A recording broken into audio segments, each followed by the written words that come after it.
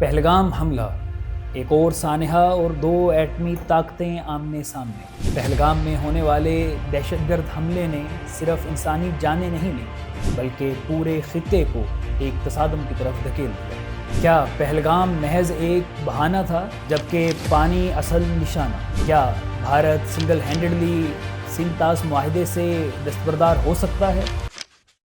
मैं हूं आपका होस्ट असदुल्ला चीमा और इन तमाम सवालात के जवाबात जानिए आज की इस वीडियो में। पहलगाम वाक़े की डिटेल्स और इंडियन फॉल्स क्लेम्स का तजिया और तहलील हम इस सीरीज़ की पहली वीडियो में कर चुके हैं। आज की इस वीडियो में हम सिंतास मुआहदा और पाकिस्तान के रद्दअमल पर बात करें। इंडस वाटर्स ट्रीटी, जिसे आमतौर पर सिंतास मुआहदा भी कहा जाता है, 1960 में पाकिस्तान और भारत के दरमियान वर्ल्ड बैंक की सालसी में तय पाया। इस मुआहदे के तहत 6 दरियाओं की तकसीम अमल में आई। 3 दरिया पाकिस्तान के हिस्से में आए जिसमें दरियाए सिंध, दरियाए चनाब और जेहलम शामिल हैं। इसी तरह से 3 दरिया भारत के पास गए जिसमें रावी, ब्यास और सतलुज शामिल हैं। इसे दुनिया का सबसे कामयाब वाटर शेयरिंग एग्रीमेंट भी कहा जाता है क्योंकि 2 बड़ी जंगें 1965 और 71 में होने के बावजूद भी इस मुआहदे को कभी भी वायलेट नहीं किया गया। लेकिन सवाल ये है कि क्या अब भारत सिंगल हैंडेडली इस मुआहदे से दस्तबरदार हो सकता है? ऐसा बिल्कुल भी मुमकिन नहीं है। आप ज़रा ये लेटर मुलाहिज़ा कीजिए जो इंडिया की गवर्नमेंट की जानिब से ऑफिशियली पाकिस्तान को अरसाल किया गया है। यहाँ इंडिया इस मुआहदे के आर्टिकल 12 के 3rd पॉइंट को रेफ़र करते हुए पाकिस्तान पर इल्ज़ाम लगा रहा है कि इंडिया के बार बार राब्ते के बावजूद पाकिस्तान दोबारा से निगोशिएशंस के लिए आमादगी नहीं दे रहा था, और क्योंकि Pakistan as per India's opinion cross border terrorism कर रहा है, इसलिए हम इस मुआहदे से सिंगल हैंडेडली दस्तबरदार हो। लेकिन जब हम इंडस वाटर्स ट्रीटी 1960 के ऑफिशियल डॉक्यूमेंट में इस रेफर्ड आर्टिकल को देखते हैं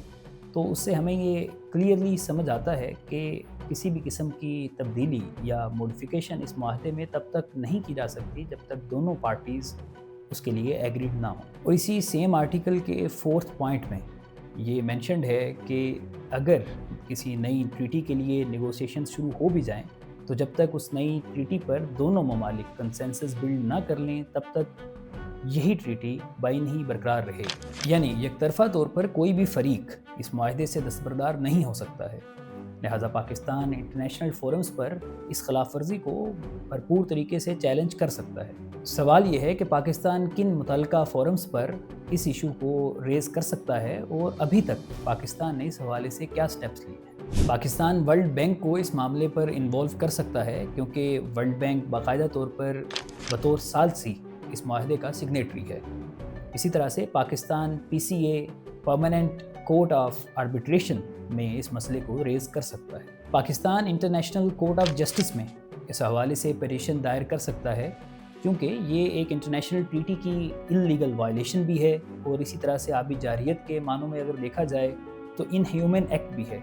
और ICJ से पाकिस्तान ज़रूर इंडिया के ख़िलाफ़ एक फ़ैसला ले सकता है। Pakistan United Nations security council को भी इस मामले में इन्वॉल्व कर सकता है क्योंकि पाकिस्तान ऑलरेडी इसे एक जंगी इक़दाम करार दे चुका है और ये जंगी इक़दाम एक बड़ी एटमी जंग का भी सबब बन सकता है। लिहाजा यूनाइटेड नेशंस सिक्योरिटी काउंसिल के लिए भी ये एक अहम मसला होगा। पाकिस्तान ने इंटरनेशनल फोरम्स पर इस इशू को रेज़ करने के लिए सुप्रीम कोर्ट बार एसोसिएशन की एक स्पेशल कमेटी को ये टास्क सौंपा है और वो इसे अब लीगली तौर पर परसू करेगी। पाकिस्तान ने इंटरनेशनल कम्युनिटी के सामने एक बेहतरीन स्ट्रेटजी ये अपनाई है कि हर सतह पर इस दहशतगर्दाना वाक़े को कंडेम किया गया और इसके आज़ादाना तहकीकात के लिए पहले दिन से ही आमादगी का इजहार कर दिया गया, जबकि इंडिया ताहाल पाकिस्तान के ख़िलाफ़ कोई कंक्रीट एविडेंस पेश करने में नाकाम रहा है और अब इन आज़ादाना तहकीकात के हवाले से पाकिस्तान की जानिब से की गई पेशकश को कबूल करना या ना करना भी इंडिया के कोर्ट में जा चुका है। पाकिस्तान ने सफारती महाज पर दूसरा अच्छा स्टेप ये लिया कि ख़ुद से निगोशिएशंस के लिए आमादगी का इजहार कर दिया। यूँ निगोशिएशंस के हवाले से ये प्रेशर भी इंडिया पर चला गया और इंडिया इस ऑफ़र को कबूल इसलिए भी नहीं कर सकता क्योंकि विदिन इंडिया मोदी गवर्नमेंट ने बहुत बड़ी हाइप क्रिएट कर रखी है और पाकिस्तान के ख़िलाफ़ इस रायआमा के हमवार करने के सबब अब अगर मोदी पाकिस्तानी गवर्नमेंट के साथ बैठता है तो इसे दरअसल भारत या यूँ कहें कि हिंदुत्व आइडियोलॉजी के साथ एक गद्दारी करार दिया जाएगा। अगर भारत बहरहाल इस माहिदे से दस्तबरदार होता है तो पाकिस्तान ने इसे एक एक्ट ऑफ वॉर करार दिया है, जो कि संगीन नताइज का सबब बन सकता है। ये भी एक अहम सवाल है कि भारत किन सूरतों में और किस तरह से पाकिस्तान के दरियाओं के इस पानी को रोक सकता है। एक सूरत तो ये हो सकती है कि भारत बड़े पैमाने पर डैम्स पर काम शुरू करे और इन डैम्स के ज़रिए से वाटर स्टोरेज कैपेसिटी को इन्हांस कर ले और यूँ पानी को बाद में बवक्त ज़रूरत कंट्रोल्ड वे में इस्तेमाल करे। लेकिन इन डैम्स को बनाना कई दहाइयों पर मबनी काम है और अरबों डॉलर्स इस पर लागत भी आती है, लिहाजा इसे फौरी तौर पर यकदम नहीं किया जा सकता। दूसरी सूरत ये हो सकती है कि इन दरियाओं से बहुत सारी नहरें निकाली जाएं या फिर बंद बांध कर इन दरियाओं का रुख तब्दील करने की कोशिश की जाए।